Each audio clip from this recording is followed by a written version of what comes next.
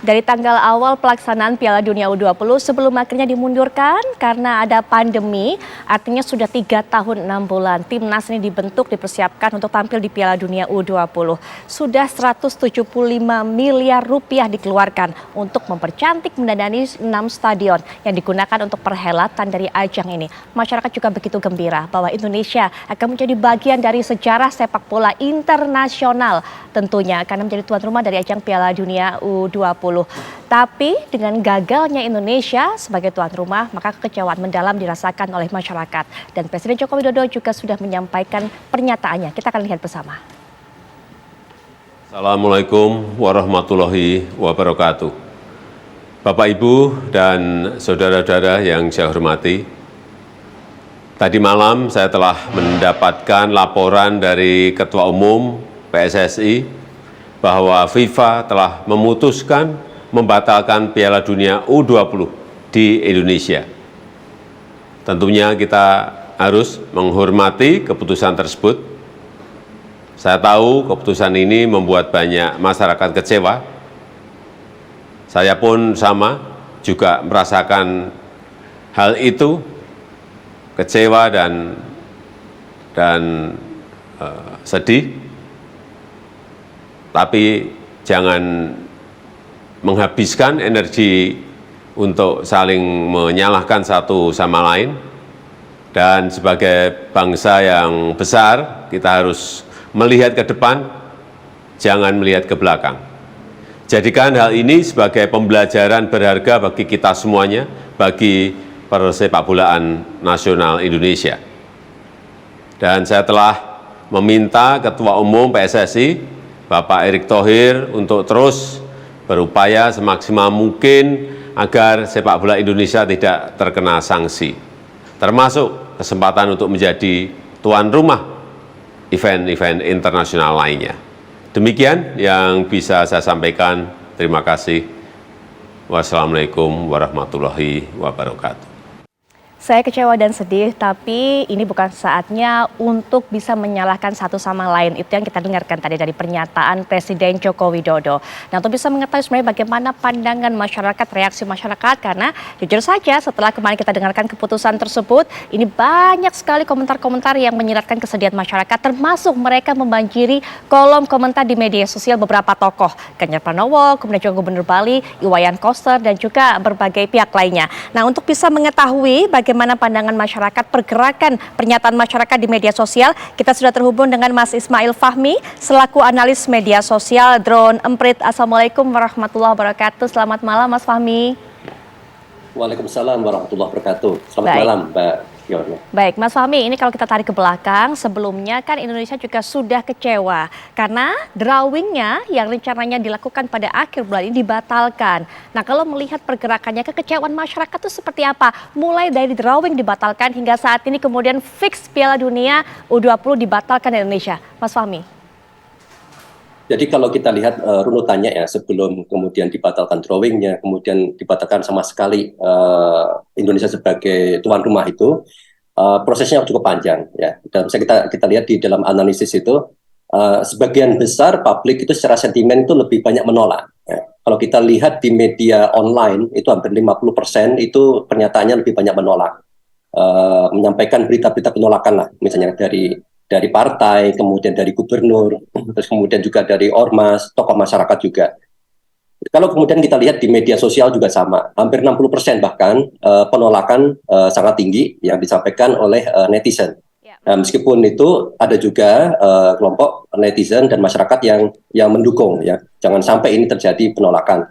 Tapi kemudian itu semua buyar setelah kemudian diputuskan bahwa Indonesia tidak menjadi tuan rumah. Ini sesuatu yang mengejutkan, sepertinya seperti itu ya. Baik. Misalnya seperti ini yang banyak disoroti itu. Ya, mohon maaf saya potong di tengah. Mohon maaf sekali untuk bisa membuat clear, masyarakat juga mengerti, masyarakat juga kami sajikan gambar analisa dari Mas Fahmi. Tapi untuk membuat clear, ada tulisan memang di situ pro dan kontra. Mas Fahmi juga mengatakan tadi menyetujui dan tidak menyetujui. Maksudnya pro, maksudnya menyetujui adalah menyetujui dan pro kedatangan timnas Israel ke Indonesia, begitu ya Mas? Sehingga ya, betul, yang maksudnya kontra adalah tidak menyetujui Israel datang ke Indonesia, begitu kan Mas? Baik, betul, mungkin silakan dilanjutkan. Sehingga tadi artinya kalau dari analisa dari Mas Fahmi, mayoritas sebenarnya tidak setuju dengan kedatangan dari timnas Israel ke Indonesia, begitu?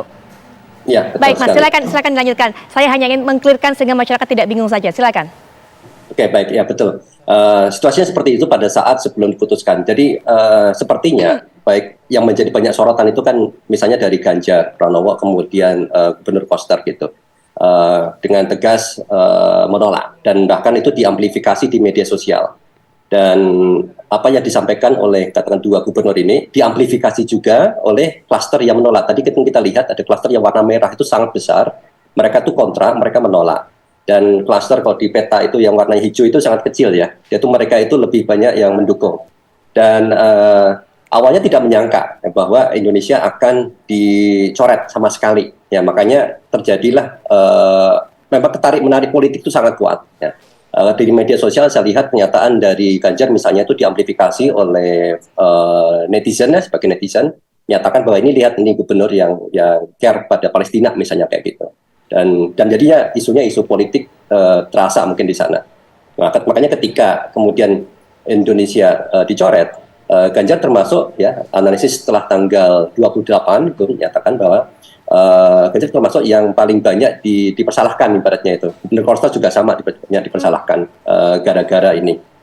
Salah satu yang bisa kita lihat adalah misalnya di Instagramnya Ganjar banyak sekali ya dari pemain U20 kemudian juga masyarakat yang memberikan komentar terhadap postingan yang sifatnya kecewa atas pernyataan itu sehingga hasilnya seperti sekarang ini. Baik, nanti kita akan ke situ Mas Fahmi. Tapi Mas Fahmi yang membuat saya juga ingin sekali mengetahui apa yang membuat, apa alasan dari masyarakat atau dari para netizen tersebut yang diungkapkan di media sosial yang membuat mereka sebenarnya lebih setuju ataupun juga kontra dengan kedatangan dari timnas Israel ke Indonesia yang pertama. Dan yang kedua adalah apakah mayoritas tadi yang dikatakan yang kontra kan lebih banyak dengan kedatangan Israel ke Indonesia. Apakah mereka memang kalau dari tweet-tweet yang sudah pernah mereka buat, mereka ini memang termasuk orang yang hobi bola, yang sering nge-tweet masalah olahraga, masalah sepak bola, atau mereka ini memang orang yang lebih concern kepada politik, Mas Fahmi?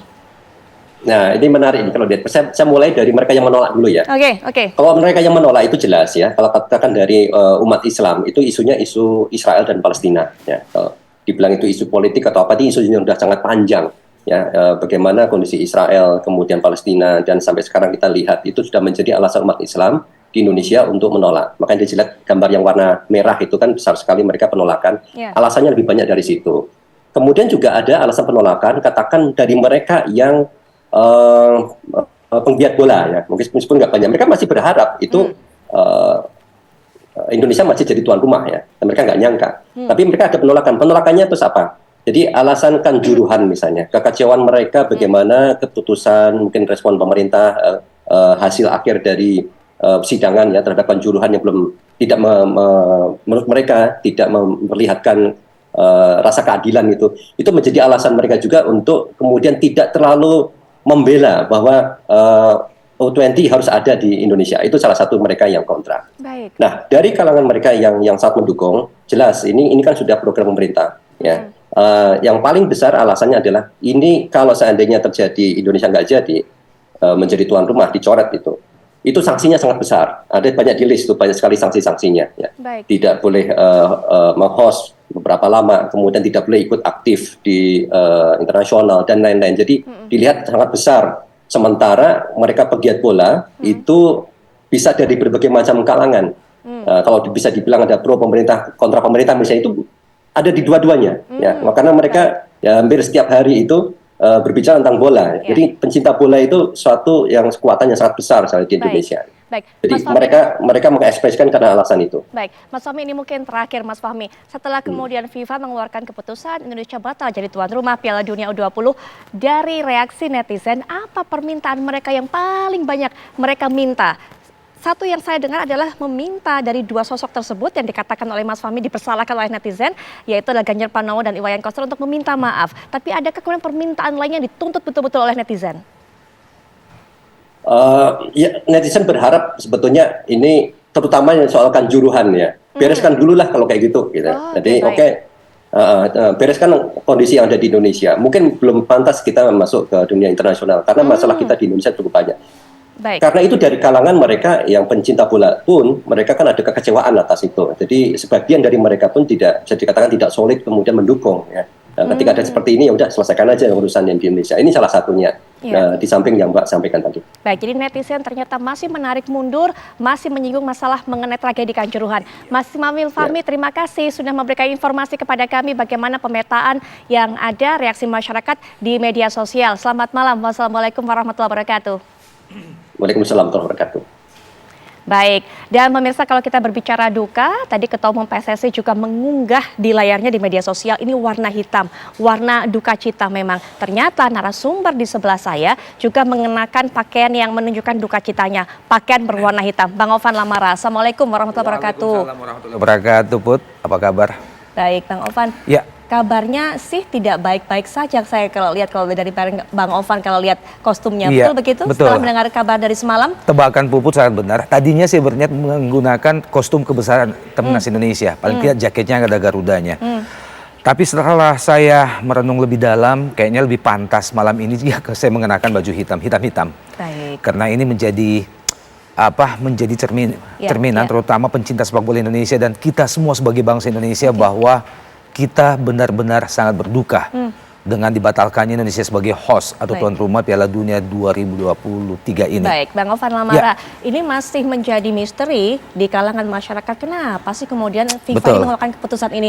Benar nggak? Karena ada reaksi penolakan kedatangan Israel dilakukan oleh masyarakat ataupun juga beberapa pihak. Tapi mungkin Bang Ovan bisa berikan pandangannya, termasuk juga masyarakat banyak yang mengatakan ini gara-gara tidak serius nih menangani tragedi Kanjuruhan yang terjadi Oktober lalu. Tapi nanti kita dengarkan pandangan dari Bang Ovan mewakili masyarakat, pengamat bola juga, termasuk nanti kita juga akan lihat apa reaksi, apa tanggapan dan juga pernyataan yang sudah dikeluarkan dari dua sosok yang menurut tadi Mas Ismail Fahmi dipersalahkan oleh masyarakat menjadi penyebab dari batalnya Indonesia menjadi tuan rumah, yaitu Iwayan Koster dan juga Ganjar Pranowo.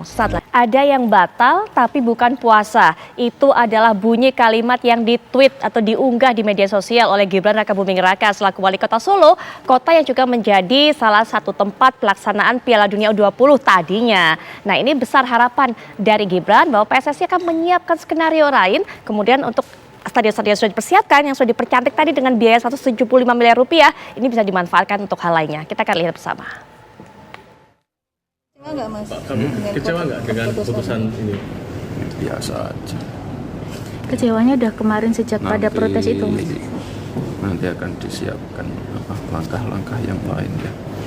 Mas, estimasi potensi PAD yang hilang itu sampai berapa sih kalau untuk Solo sendiri? Nggak usah sampai miliaran nggak Mas? Nggak usah dipermasalahkan. Nanti kita cari event lain ya, nggak masalah. Intinya apa-apa yang sudah kita siapkan untuk penyelenggaraan Piala Dunia ini akan tetap kita siapkan karena nanti Pak Ketua Umum PSSI akan menyiapkan event lain juga insya Allah di tahun ini. Jadi semoga apa yang sudah kita anggarkan kemarin, renovasi stadion Manahan yang sudah kita jalankan tidak mubazir ya, tenang aja ya. Itu tadi Anda sudah dengarkan bagaimana pernyataan dan juga tanggapan dari Wali Kota Solo Gibran Rakabuming Raka. Bagaimana dengan pernyataan dari Ganjar Pranowo ini sebagai salah satu dari dua gubernur yang disebut-sebut oleh masyarakat menolak kedatangan Israel dan juga diduga ditengarai ini menjadi penyebab dari batalnya Indonesia sebagai tuan rumah Piala Dunia U20. Kita dengarkan bersama. Pak Gub kecewa nggak Pak kalau batal Pak? Kenapa? Kecewa ya Pak kalau batal? Kecewa lah, kita sudah menyiapkan sejak awal kok. Kan tinggal beberapa catatan saja yang bisa kita lakukan. Kalau saya boleh sampaikan, ada di awal-awal yang waktu itu saya berkomunikasi sebelum saya berstatement kepada seluruh kementerian termasuk PSSI adalah peluang-peluang umpama kokos, ya. Peluang umpama kokos, sehingga relasi antar bangsa dan negara, konstitusinya semuanya terpegang, olahraganya bisa jalan. Tapi satu kata yang saya sampaikan, tunggu keputusan satu tahap lagi yang kalau bahasanya Mas Gibran di tweetnya ada plan B dan plan C. Mudah-mudahan November ada keputusan yang baik untuk kita semua, ya. Pak Ganjar sudah menyatakan kekecewaannya ketika Indonesia batal menjadi tuan rumah. Nah, ini langsung IG ataupun juga Instagram media sosial dari Pak Ganjar Pranowo diserbu di kolom komentar diserbu oleh para pemain timnas yang meluapkan, mencurahkan kesedihannya. Kita akan lihat bersama. Inilah dia yang dikatakan oleh Marcelino Ferdinand. Kami kehilangan mimpi besar kami. Ini bukan soal saya, ini soal mimpi teman-teman saya. Coba rasain latihan 1 hari 3 kali, Pak. Itu dikatakan oleh Marcelino Ferdinand tentunya. Memang banyak sekali para pemain yang memberikan komentar-komentar seperti ini di kolom media sosial dari Ganjar Pranowo, kemudian juga Hoki Caraka. Sudut pandangku tentang mereka yang banyak tanya tanpa membaca. Katanya sekolah, tapi otaknya mana? Tolong diubah pola pikirnya. Nah, sebelum mengeluarkan pernyataan ini, Hoki Caraka ketika drawing ini juga dibatalkan, Hoki juga mengatakan bahwa kalian sudah merampas mimpi-mimpi kami. Itu dikatakan oleh Hoki Caraka. Tapi kemudian sempat oleh Ketum PSSI disampaikan bahwa mimpinya akan tetap berjalan. Tapi inilah yang terjadi. Arkan Fikri juga Anda lihat bagaimana pernyataannya di media sosial yang disampaikan. Pengorbanan memang diberikan begitu besar oleh para pemain ini. Mereka juga memiliki mimpi untuk bisa mencetak sejarah tampil di ajang kelas dunia, apalagi namanya Piala Dunia U20. Bagaimana dengan gelandang muda dari Bali United, Tito? Sebelum ini saya tidak pernah dipanggil ke tim nasional. Saya selalu berdoa bisa bermain di Piala Dunia. Lalu momen tersebut datang, tapi hal ini tiba-tiba terjadi. Saya tak bisa berkata-kata. Jadi Anda bayangkan pemirsa, jika kemudian Anda sudah bermimpi begitu besar, sudah memiliki luar biasa ekspektasi, kegembiraan ketika dipanggil ke timnas, tapi mimpi tersebut ini kemudian kandas begitu saja. Nanti kita akan dengarkan bagaimana kelanjutan nasib dari para pemain timnas U20 ini akan dijelaskan oleh Wakil Ketua Umum PSSI Bapak Zainuddin Amali yang nanti juga akan bergabung dalam perbincangan ini. Tapi nanti, sekarang kita akan dengarkan bagaimana pandangan dari Bang Opan Lamara. Bang Opan, kalau menurut Bang Opan, apa sih yang menjadi penyebab FIFA itu akhirnya memutuskan bahwa Indonesia tidak lagi menjadi tuan rumah Piala Dunia? Karena terus terang saja di keterangan rilis resminya FIFA ini, saya ingin sekali mengutip supaya saya juga tidak salah. Ini FIFA hanya mengatakan bahwa berdasarkan dengan kondisi yang saat ini terjadi. Betul. Artinya itu kan sebenarnya maknanya bias, maknanya bisa melebar kemana-mana. Kondisi saat ini apa, begitu kan? Silakan Bang Ovan. Iya, makanya menjawab ini semua dan juga mencerahkan kita semua, saatnya stakeholder atau masyarakat sepak bola Indonesia menggugat. Dalam arti saatnya kita menunjukkan hak atas kehilangan ini semua, atas duka ini semua, untuk bertanya secara langsung melalui perwakilan atau melalui apa. Jika kita tidak terlalu bisa mengandalkan PSSI atau pemerintah lagi, kita bisa langsung misalnya ke FIFA, minta mereka untuk berterus terang. Ini apa sebenarnya penyebabnya? Saya termasuk dalam arus masyarakat Indonesia, terutama pencinta sepak bola, yang hingga beberapa hari yang lalu itu masuk ke dalam pemikiran bahwa bisa jadi semua ini terjadi karena faktor Israel. Tapi setelah itu saya coba untuk merangkai semuanya, saya coba untuk melihat fakta semuanya, saya menjadi bertanya dan juga mungkin mewakili begitu banyak masyarakat Indonesia yang semakin mengerti dan semakin smart, semakin pintar, bahwa apakah benar batalnya Indonesia menjadi host murni karena faktor Israel semata atau ada hal lainnya. Saya ingin mencoba untuk mengajak kita sedikit melihat situasi dan fakta yang ada seperti ini misalnya. Satu, jika kita berbicara hanya tentang Israel, maka sejak bidding di bulan April atau bulan Juli 2019 yang lalu, Indonesia itu menyadari bahwa kita mengikuti bidding yang bernama Piala Dunia, bukan Piala Asia. Atau apalagi Piala Asia Tenggara. Artinya apa? Kata dunia memungkinkan bahwa negara-negara yang mungkin menjadi musuh kita sekalipun, yang tidak punya hubungan diplomatik kita sekalipun, termasuk Israel misalnya, itu memiliki kemungkinan untuk lolos, Put. Nah, yang kedua, jika itu mungkin terlalu jauh kita mengira-ngira, kita tarik sampai 9 bulan yang lalu 9 bulan yang lalu ya. Itu tepatnya di tanggal 1 Juli. Pada saat itu Israel sudah pasti lolos untuk berlaga di Indonesia, di Piala Dunia di Indonesia ini.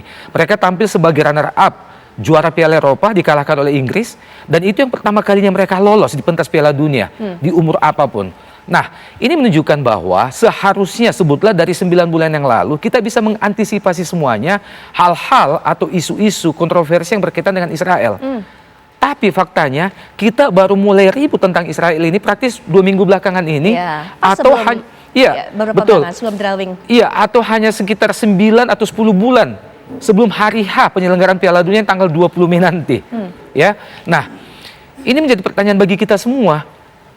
Apakah sedemikian parahnya koordinasi dan komunikasi para petinggi Republik ini, termasuk petinggi PSSI, yang orang-orang hebat itu, sehingga lupa untuk mengkomunikasikan, mengkoordinasikannya dengan stakeholder dalam negeri? Seharusnya ada koordinasi kepada siapa kalau menurut Bang Ovan? Ya, harusnya kalau kita berbicara tentang Israel berarti adalah organisasi massa keislaman atau organisasi massa Islam di Indonesia.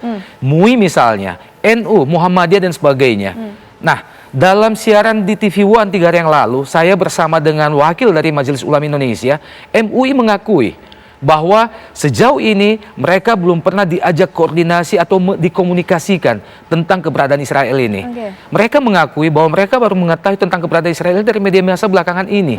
Ini kan agak parah. MUI saja belum, gitu loh. Nah, pertanyaan selanjutnya adalah, atau jangan-jangan ini memang baru mulai heboh 2 minggu tentang Israel karena ada faktor lainnya yang membuat kita memang sebutlah kita tidak sanggup untuk menjadi tuan rumah yang baik. Oke, saya perjelas saya buat simpel untuk masyarakat. Iya. Kita sebenarnya tidak sanggup menjadi tuan rumah, Betul. tapi kemudian mengambil alasan Israel ini Betul. sebagai kambing hitam Betul. untuk menutupi alasan sesungguhnya. Tepat Saya sekali, perjelas Put. seperti itu. Tepat sekali, Put. Apa terus kemudian yang membuat kita tidak siap? Dugaan itu saya mulai muncul sebetulnya sejak bulan November tahun lalu, ya. Kalau Puput ingat, begini, saya coba merangkai ya. Kalau Puput ingat, setelah tragedi Kanjuruhan tanggal 30 Oktober, besoknya jam 8 pagi itu saya diwawancara di TV One. Saya mengatakan ada 2 efek yang sungguh besar yang konsekuensi akan kita tanggung kemudian. Pertama adalah besar kemungkinan FIFA akan memban kita atas hilangnya ratusan nyawa itu. Yang kedua, besar kemungkinan kita akan kehilangan kesempatan sebagai tuan rumah Piala Dunia usia 20. Itu saya berbicara pada saat itu. Dan ini terbukti. Kenapa saya berbicara seperti itu? Jika dikaitkan dengan tragedi Kanjuruhan, karena kita mempertontonkan kepada dunia luar, tidak hanya kepada FIFA, tetapi kepada dunia internasional bahwa kita gagal dalam mengamankan pertandingan sepak bola walaupun hanya sekelas Liga Indonesia di dalam negeri sendiri, di dalam stadion. Itu yang pertama.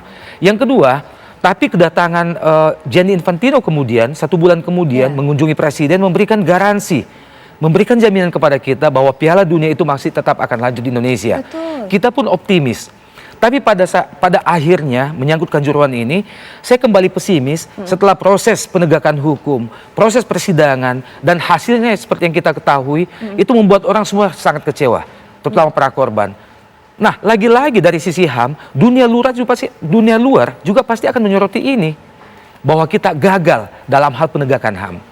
Itu tentang kaitannya dengan tragedi Kanjuruhan. Nah, sekarang kita berbicara tentang kesiapan yang lain.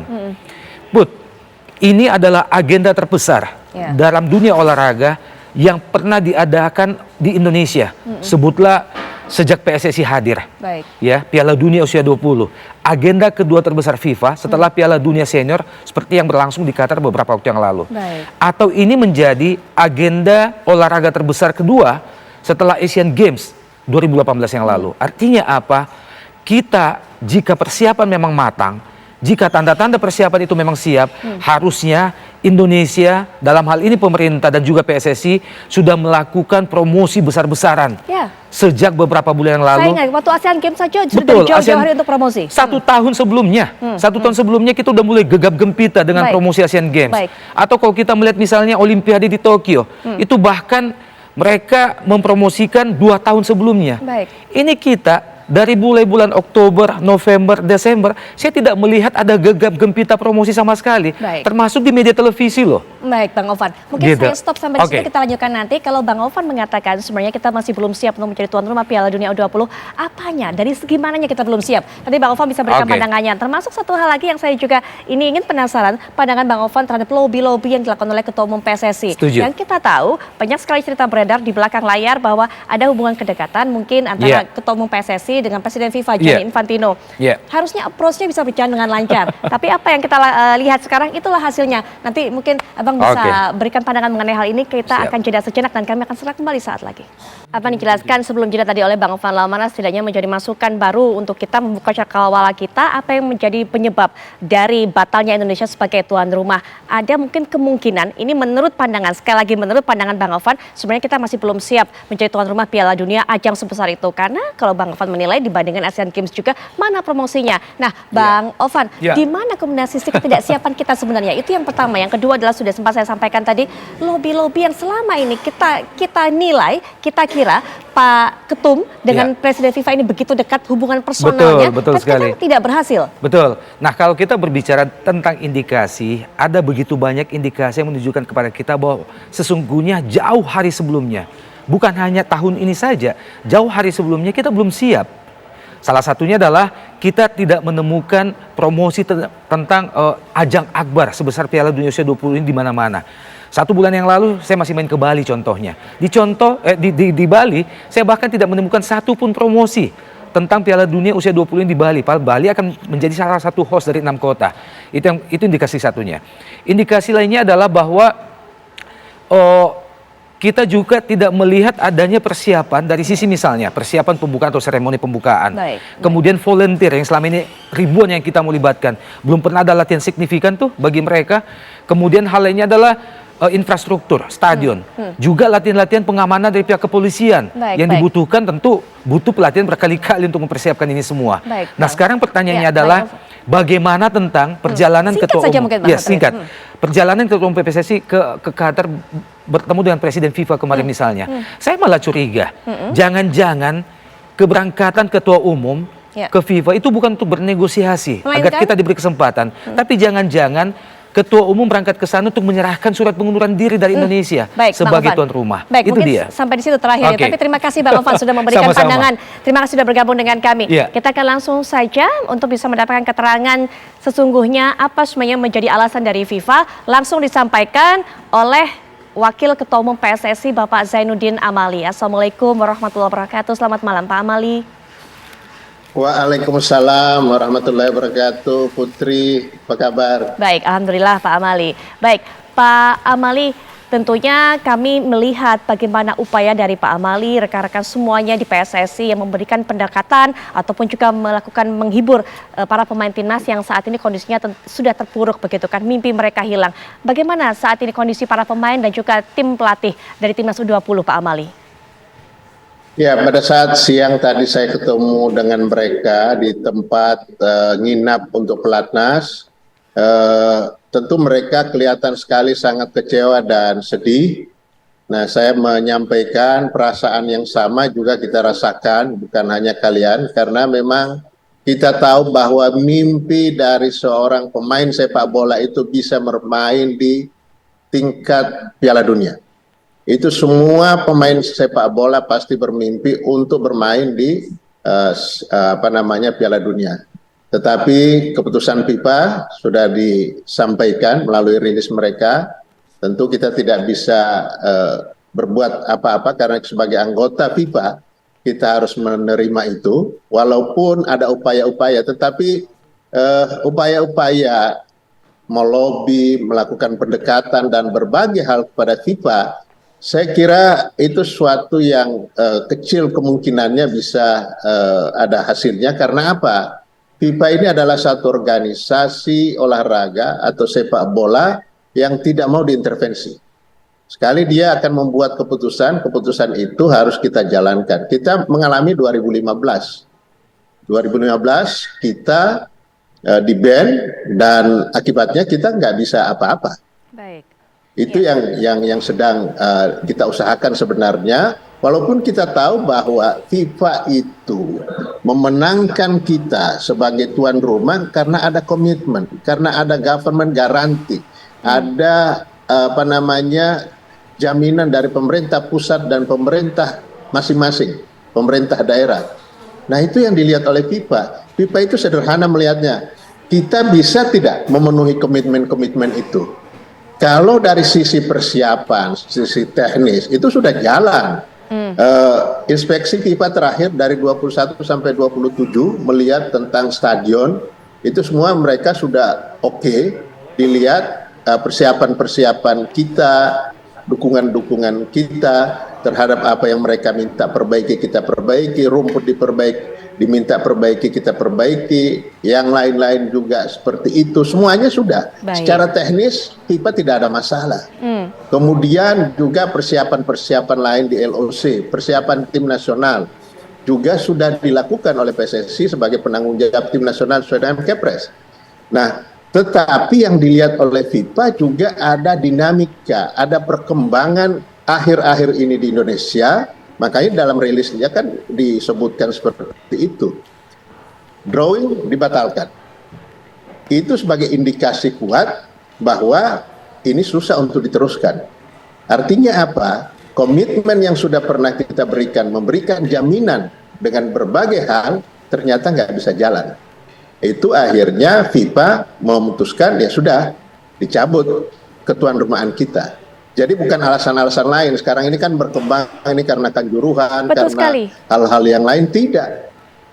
Bisa Betul sekali, dibaca Pak. di surat FIFA itu. Memang tersebut kanjuruhan itu, tetapi itu dimention oleh FIFA sebagai sesuatu yang akan dibantu oleh FIFA menyelesaikan dalam transformasi sepak bola Indonesia. Tapi penyebab utama dicabut ketuan rumahan kita karena dilihat perkembangan terakhir ini. Yang tadinya kita jamin, yang tadinya kita sudah garansi, ternyata dilihat, ini ternyata nggak bisa. Baik, Pak Itu Ahmad. loh yang Ya. menjadi penyebab kenapa akhirnya kita dicabut ketuan rumahan kita. Baik. Itu, Putri. Pak Amali, apakah kemudian pada saat pertemuan di Qatar kemarin, Ketua Umum PSSI dengan Gianni Infantino dengan Presiden FIFA tidak berupaya untuk meyakinkan pihak FIFA bahwa Indonesia ini mampu untuk bisa menjamin hal tersebut, walaupun memang sempat ada riak-riak gelombang kecil penolakan mengenai Israel di tanah air. Tapi mungkin nanti Pak Amali untuk bisa menjelaskan mengenai hal ini, kita akan jeda sejenak, kami akan segera kembali saat lagi. Pemirsa, saya akan kembali tekankan, kembali ulangi apa dikatakan oleh Wakil Ketua Umum PSSI Bapak Zainuddin Amali tadi, bahwa keputusan FIFA membatalkan Indonesia sebagai tuan rumah Piala Dunia U20 bukan karena masalah persiapan yang tidak siap dan juga bukan karena tragedi Kanjuruhan. Kita akan lanjutkan kembali perbincangan. Pak menyoroti mengenai lobby-lobby yang dilakukan oleh Ketua Umum PSSI. Apakah kemudian tidak berupaya untuk bisa meyakinkan Pak mengenai jaminan tadi yang sudah disebutkan di awal? Kemudian yang kedua Pak, ini juga menjadi pertanyaan masyarakat. Adakah lobby-lobby kemudian untuk pembicaraan mengenai potensi sanksi yang mungkin bisa diterima oleh Indonesia, Pak? Silakan Pak Zainuddin Amali. Ya, FIFA itu adalah satu organisasi yang tidak mau diintervensi. Tetapi dia juga tidak kaku seperti itu. Misalnya waktu kejadian Kanjuruhan, harusnya kalau dalam ukuran yang biasanya kita itu kena sanksi. Tetapi karena langsung Bapak Presiden, Pak Joko Widodo telepon Gianni, kemudian juga Pak Erik ketemu dengan Gianni waktu di Zurich waktu itu. Nah, sehingga itu menjadi pertimbangan. Itu sesuatu yang terjadi begitu saja tanpa direncanakan, kan tidak ada satupun dari kita yang merencanakan kejadian itu. Tetapi ini kita sudah rencanakan lama. Kita ikut bidding. Kita ikut menyampaikan komitmen dari pemerintah pusat dan daerah. Sehingga FIFA memberikan kepada kita menjadi tuan rumah. Nah, berarti semua persyaratan kan sudah oke. Kok tiba-tiba di belakang hari, sudah di ujung-ujung, sudah mendekat-dekat, kemudian kita baru mau negosiasi. Pasti FIFA nggak mau. Tetapi walaupun kita tahu kondisinya seperti itu, Ketua Umum Pak Erik masih berusaha karena ditugaskan oleh Bapak Presiden, masih menyampaikan berbagai hal kepada FIFA bahwa kita masih mampu menjalankan itu dengan seperti government garanti kita ketika kita bidding tahun 2019 dan kita perbaharui lagi setelah itu kan 2 kali ada tanda tangan itu dan kepala-kepala daerah di 6 lokasi itu juga menyampaikan tanda tangan. Nah, kita yakinkan seperti itu, FIFA tentu tidak akan bisa percaya begitu saja. Mereka akan lihat drawing saja yang belum pertandingannya, itu kita sudah tolak. Artinya ada daerah yang menolak. Itu berarti kalau diteruskan akan seperti itu juga kondisinya.